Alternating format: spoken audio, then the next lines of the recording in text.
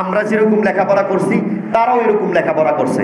এখন তারা একটা সিস্টেম করে কি জানেন, নিজেকে ভাইরাল বলতে ইসলামের একটা সত্য বিধানটাকে মিথ্যা বইলা সোশ্যাল মিডিয়াতে যখন বলে তখন মানুষ তারা কিছুদিন গালাগালি করে, ঠিক কিনা?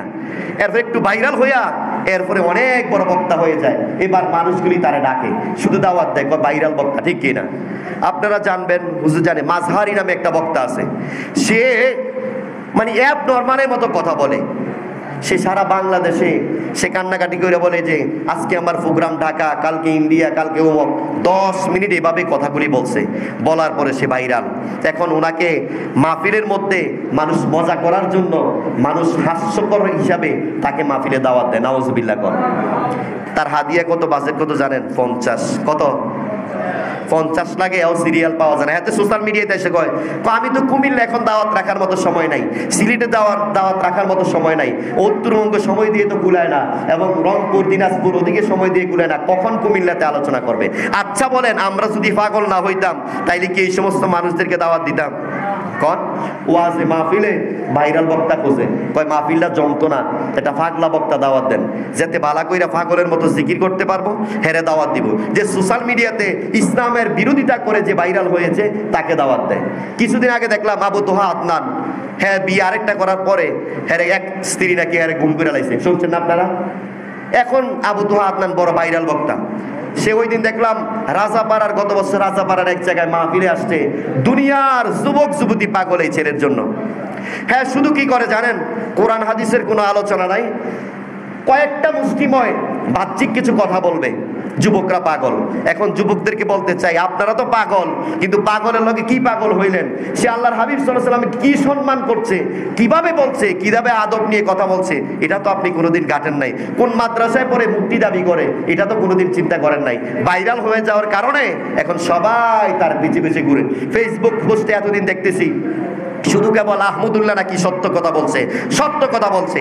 আজকে দেখি গতকালকে থেকে আহমদুল্লাহ নিজে লাইভে এসে বলে আমি আহমদুল্লাহ ভুল করেছি, আমি এই কথাটা এভাবে বলা উচিত ছিল না। কলনা নাউজুবিল্লাহ।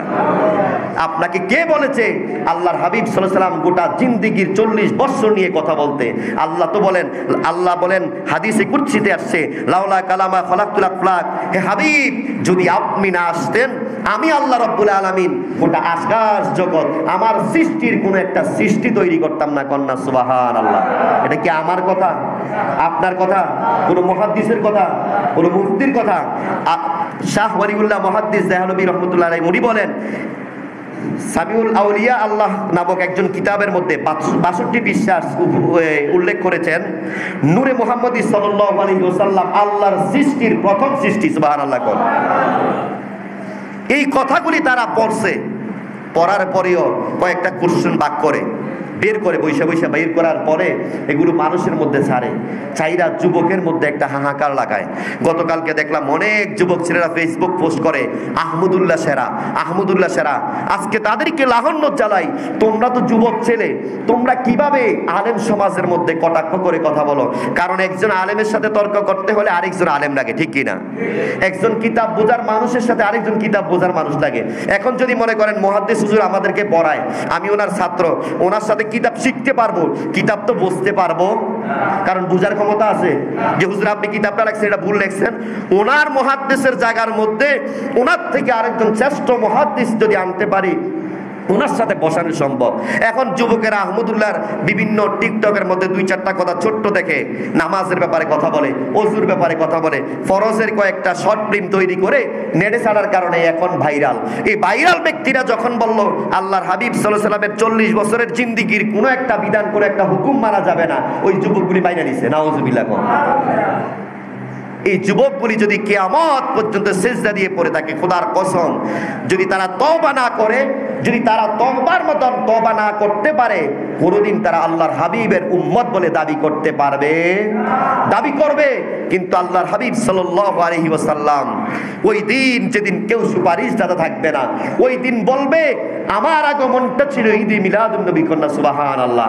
আমার আগমনের দিন গোটা চিশতির সকল চিশতিরা হেসেছিলেন, আল্লাহ রাব্বুল আলামিন নিজে বলছিলেন, আমি ওই দিন আনন্দিত যেদিন আমার হাবিব সাল্লাল্লাহু আলাইহি ওয়াসাল্লাম দুনিয়াতে পদার্পণ করেছেন। কন্যা সুবহানাল্লাহ।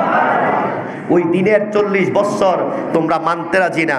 আল্লাহর হাবিব যখন দুনিয়াতে আসছেন তখন থেকে 40 বছর তার নবুয়তি প্রকাশ পায় নাই, কিন্তু নবুয়তি তো জারি ছিল। সুবহানাল্লাহ। কর নবী তো দাবি ছিল। আল্লাহ তো বলেন, লাউলা কালামা খলাকতুল আফলাক, হে হাবিব আপনাকে সৃষ্টি করার উদ্দেশ্যই মানে আমার সকল সৃষ্টিকে সৃষ্টি করা। কন্যা সুবহানাল্লাহ। আপনি নবী, যখন আপনি দুনিয়াতে আসবেন আমি তার আগে আপনাকে নিযুক্ত করেছি নবী। কন্যা সুবহানাল্লাহ। 40 বছরে আমি আপনাকে প্রকাশ করেছি, কারণ শেষ নবী হিসাবে আপনি নবী হিসাবে 40 বছর পরে আপনি নবী হিসাবে আপনাকে প্রকাশ করা আমি আল্লাহর দায়িত্ব ছিল। কন্যা সুবহানাল্লাহ। এই জন্য কি আমরা 40 বছর ছেড়ে দিব? কন্যা ছেড়ে দিব? যদি ছেড়ে দিতে হয় আগমন ছেড়ে দিতে হবে। আরেকটা কথা আপনাদেরকে বলতে চাই, মসজিদে যখন আজান যখন হয় আল্লাহু আকবার আল্লাহু আকবার আশহাদু আল্লা ইলাহা ইল্লাল্লাহ, আমরা আজান দেই না? জোরে কর। আজানের পরে আশহাদু আল্লাহ পরে তারপরে আমরা কি বলি? আশহাদু আন্না। নামাজে আজানে কি দরকার? আল্লাহর হাবিবকে বলা। সেখানে তো আহ্বান করা, ঠিক আছে না? সেখানে তো আজানে কোনোদিন নবীর নামের কোনো প্রয়োজন ছিল না। আল্লাহ কেন এটা দিলেন? এবার মনে করেন আজান দিল, আজান দেওয়ার পরে নামাজে আল্লাহর হাবিবের নাম আছে না কি নাই? কোন জায়গায় আছে? যখন আমরা তাশাহুদ পড়ি না? তাশাহুদের মধ্যে আশহাদু আন্না মুহাম্মাদুর রাসূলুল্লাহ আসেনি না? নাই, আছে। যখন আমরা আজান দেই তখন আল্লাহ বলেন আমার হাবিব, যখন আমরা নামাজ পড়ি আল্লাহর জন্য, ঠিক কি না? আজান দেই নামাজের জন্য, নামাজ যখন পড়ি কার জন্য? আল্লাহর জন্য। আল্লাহ বলেন নামাজে আমি আমার হাবিবকে রেখেছি, আমার আজানে আমার হাবিবকে রেখেছি। শুধু আমার হাবিবকে, পৃথিবীর এমন কোনো জায়গা নাই আমার হাবিবকে রাখি নাই। যেই জায়গায় আমি আল্লাহ আছি সেই জায়গার মধ্যে লা ইলাহা ইল্লাল্লাহ মুহাম্মাদুর রাসূলুল্লাহ আমি আল্লাহ রেখেছি। যদি চান কাবা শরীফে, যদি চান মদিনাতুল মুনাওয়ারায়, যেই কোনো জায়গায় আল্লাহ বলেন আমি আল্লাহ যেই জায়গায় আসি আমার হাবিবকে আমি সেই জায়গায় রেখেছি। কন্যা সুবহানাল্লাহ। বিচার দিনে যেদিন আমি আল্লাহ থাকবো সেদিন আমার পাশে আমার